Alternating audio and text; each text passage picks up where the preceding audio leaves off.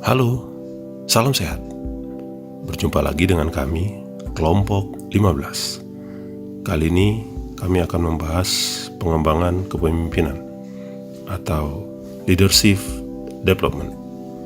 Kita tahu, seorang pemimpin dalam sebuah organisasi atau perusahaan diharapkan terus mengembangkan diri dan beradaptasi dengan realita yang terus berubah. Untuk memfasilitasi hal tersebut, diadakanlah berbagai program pengembangan kepemimpinan. Harapannya, dengan meningkatnya kemampuan seorang pemimpin dari tingkat sebelumnya, maka akan berdampak pula kepada pengelolaan bisnis perusahaan yang akan bertumbuh dan yang akan terus meningkat. Melihat jalan buram tidak jelas, sejenak berhenti, bersihkan kaca. Kami berempat dari kelompok 15 hendak presentasi untuk kita semua. 1.2, please jangan berisik. Tidak jelas, boleh bertanya. Oh iya, sebelum dimulai, kami akan memperkenalkan kelompok kami yang dipunggawahi oleh Gary Putra Perdana, Melian Elsa Putri, Sahala Ian Patra, dan saya sendiri, Wilfried Sahat P. Siregar.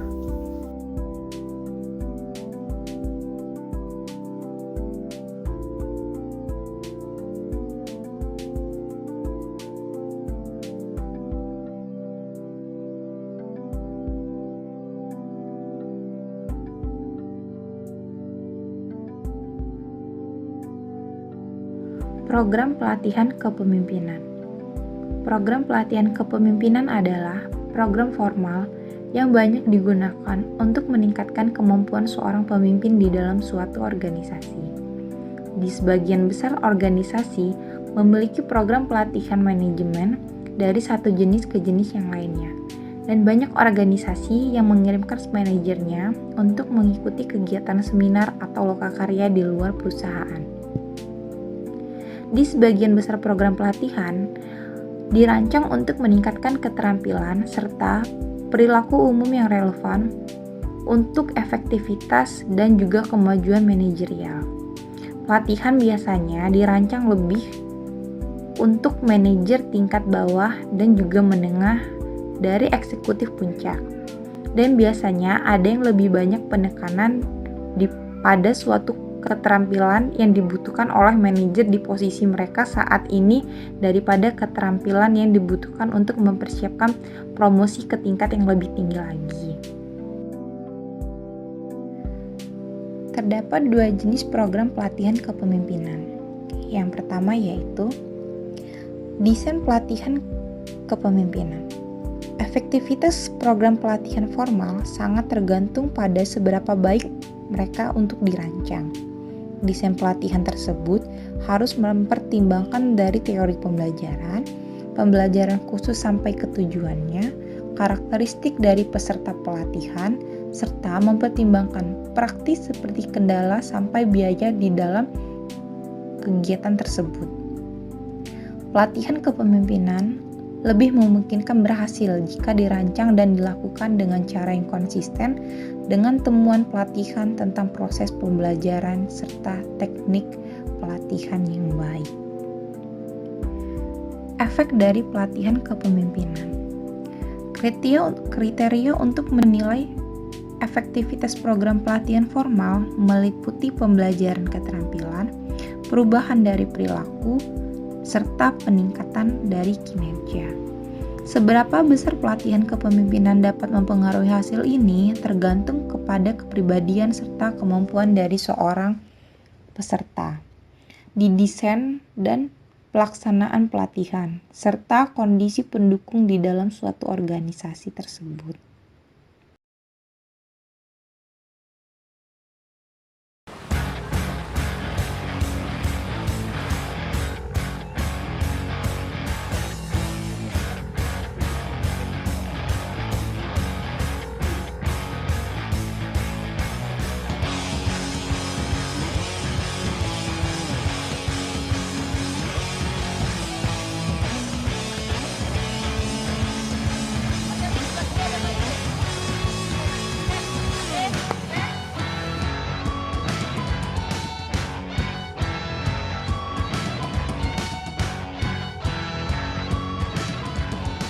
nggak akan dianggap sebagai pecundang untuk sekedar mundur dari pelatihan ini sebelum masuk ke gerbang itu.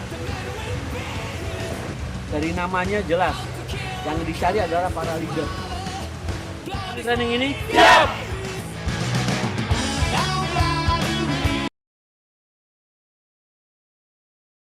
Belajar dari pengalaman. Penugasan khusus yang diberikan kesempatan untuk mengikuti program pengembangan serta penyempurnaan keterampilan seorang pemimpin selama pelaksanaan tugas pekerjaan secara reguler. Coaching atau monitoring dapat digunakan untuk membantu seorang manajer dalam menginterpretasikan pengalaman mereka serta mempelajari keterampilan baru yang mereka peroleh. Manajer dapat meniru perilaku efektif yang dimodelkan oleh bos yang kompeten. Manajer juga dapat belajar dari apa yang tidak boleh dilakukan dari mengamati atasan yang efektif. Sejauh mana keterampilan dan nilai kepemimpinan dikembangkan selama penugasan operasional tergantung kepada jenis pengalaman yang diberikan selama penugasan tersebut. Relevansi berbagai jenis pengalaman untuk pengembangan keterampilan dapat dilihat dari jumlah tantangan yang diterima. Situasi yang menantang adalah situasi yang melibatkan masalah yang tidak biasa untuk dipecahkan, hambatan yang sulit untuk diatasi, serta keputusan yang berisiko untuk dibuat. Beberapa contoh situasi yang menantang termasuk berurusan dengan merger atau reorganisasi, memimpin tim lintas fungsi atau gugus tugas, serta menerapkan perubahan yang besar, mengatasi kondisi bisnis yang tidak menguntungkan, membalikkan unit organisasi yang lemah, dan membuat transisi ke jenis manajerial yang berbeda. Di dalam berbagai tugas, pertumbuhan serta pembelajaran lebih besar ketika pengalaman kerja beragam serta menantang. Pengalaman kerja yang beragam mengharuskan seorang manajer untuk dapat beradaptasi dengan situasi baru dan menangani jenis masalah yang baru. Keberhasilan berulang dalam menangani satu jenis masalah memperkuat kecenderungan seseorang manajer untuk menafsirkan dan menangani masalah yang baru dengan cara yang berbeda. Serta yang terakhir yaitu umpan balik akurat serta relevan. Hambatan untuk belajar dari pengalaman yang paling besar terjadi pada tingkat manajemen yang lebih tinggi. Eksekutif yang cenderung menjadi terisolasi dari semua kecuali sejumlah kecil orang yang berinteraksi dengan mereka secara teratur di dalam organisasi. Serta orang-orang ini merupakan orang yang berhasil dalam mencapai posisi kekuasaannya.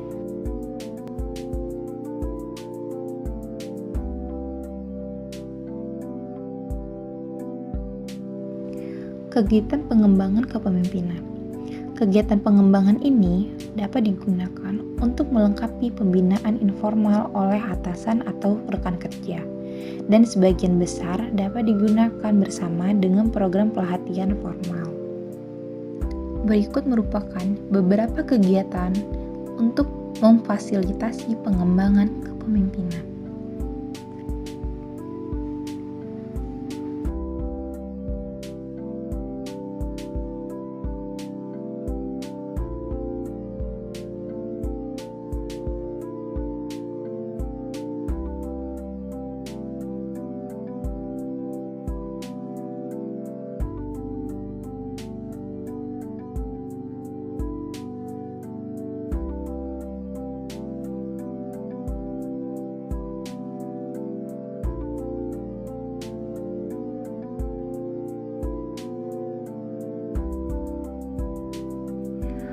Selanjutnya, yaitu ada program umpan balik multisumber. Merupakan metode yang banyak digunakan untuk pengembangan manajemen di organisasi yang besar. Nama lain untuk metode ini adalah umpan balik 360 derajat atau umpan balik multi penilai. Program umpan balik multisumber dapat digunakan untuk berbagai tujuan, tetapi yang paling utama adalah untuk menilai kekuatan serta kebutuhan pengembangan dari masing-masing seorang manajer. Asumsi dasar dari program umpan balik ini untuk sebagai besar manajer tidak memiliki pengetahuan yang akurat tentang keterampilan serta perilaku yang mereka miliki, dan umpan balik dapat digunakan untuk memperbaikinya. Selanjutnya yaitu penilaian perkembangan. Di pusat penilaian ini, sifat serta keterampilan manajerial diukur dengan metode seperti tes wawancara, tes bakat, tes kepribadian, tes situasional, pidato, dan juga latihan menulis. Studi tentang persepsi peserta tentang manfaat dari pusat penilaian perkembangan dan program intensif umpan balik yang serupa menunjukkan bahwa mereka dapat meningkatkan kesadaran diri, membantu mengidentifikasi kebutuhan dari pelatihan, serta memfasilitasi pengembangan keterampilan dari kepemimpinan. Di dalam pengembangan kepemimpinan terdapat beberapa hal yang harus dilihat. Yang pertama yaitu mentoring. Merupakan program formal yang digunakan untuk memfasilitasi pengembangan manajemen di banyak organisasi. Mentoring sendiri yaitu hubungan di mana manajer yang lebih berpengalaman untuk membantu anak didik yang kurang berpengalaman. Mentor sendiri biasanya berada pada tingkat manajerial yang lebih tinggi dan bukan atasan langsung dari anak didiknya. Yang selanjutnya yaitu pelatihan eksekutif. Tujuan dari pelatihan eksekutif itu untuk memfasilitasi pembelajaran keterampilan yang relevan untuk tanggung jawab kepemimpinan saat ini atau di masa yang akan datang. Pelatihan juga memberikan saran tentang bagaimana menangani tantangan tertentu seperti menerapkan perubahan yang besar, berurusan dengan bos yang sangat sulit, atau bekerja dengan orang-orang dari budaya yang berbeda. Simulasi permainan bisnis telah digunakan selama bertahun-tahun untuk pelatihan manajemen itu. Peserta yang ditempatkan pada posisi yang berbeda dalam organisasi untuk melaksanakan tanggung jawab manajerial dalam jangka waktu 1 atau 2 hari. Dan yang terakhir yaitu ada program pertumbuhan pribadi. Program pertumbuhan pribadi dirancang untuk meningkatkan kesadaran diri dalam mengatasi hambatan batin untuk pertumbuhan psikologis serta pengembangan kompetensi dari kepemimpinan. Program-program ini berkembang dari gerakan psikolog humanistik dan banyak digunakan untuk pengalaman pribadi sebelumnya dalam program-program yang menekankan pengembangan potensi diri yang ada. Kondisi fasilitasi untuk pengembangan kepemimpinan yang didukung oleh BOS dari iklim belajar serta kriteria untuk tugas pengembangan. Perspektif sistem dalam pengembangan kepemimpinan. Pengembangan kepemimpinan lebih memungkinkan untuk berhasil ketika eksekutif puncak memiliki perspektif sistem yang memperhitungkan tanggung jawab terkait dengan keputusan strategis seperti kriteria seleksi penilaian, perencanaan suksesi, sistem manajemen, dan juga strategi bersaing.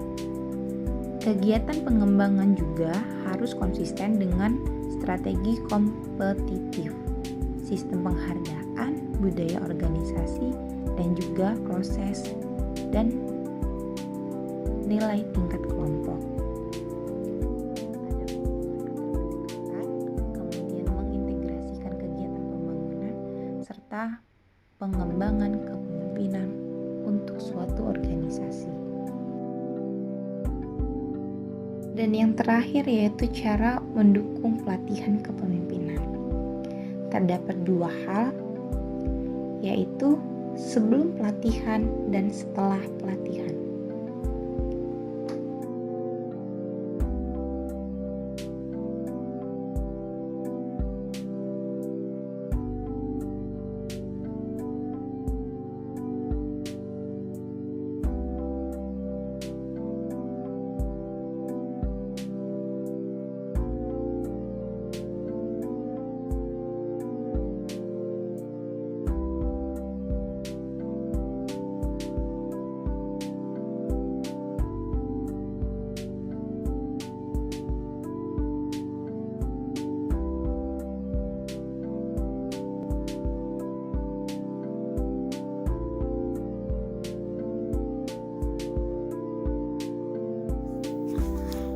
Demikian paparan kami kelompok 15, teman-teman.